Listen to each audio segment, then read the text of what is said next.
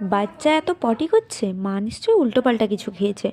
বাচ্চার হাঁচি হচ্ছে, কাশি হচ্ছে, মা নিশ্চয়ই প্রচুর ঠান্ডা লাগিয়েছে, প্রচুর চান করেছে। বাচ্চাটা কান্নাকাটি করছে, মা কাছাকাছি নেই, সারাদিন টই টই করে ঘুরছে। সারাদিন কি আর করে, খায় ঘুমায়, শুধু বাচ্চাটার খেয়াল রাখতে পারে না।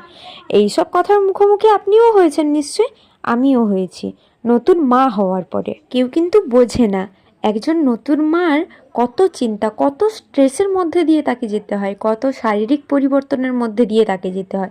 এটা কেউ বোঝে না।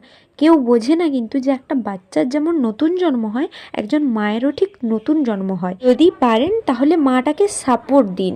বাচ্চাটা কাঁদলে আপনিও তো কোলে নিতে পারেন, আপনিও তো তাকে ভোলাতে পারেন। আপনি শুধু উল্টোপাল্টা কথা বলে তার স্ট্রেসটা আর বাড়াবেন না। পারলে তাকে সাপোর্ট দিন। আপনিও বুঝুন একজন নতুন মা সে। এই কথাগুলো তাদের জন্য যারা একজন নতুন মাকে উল্টোপাল্টা কথা বলে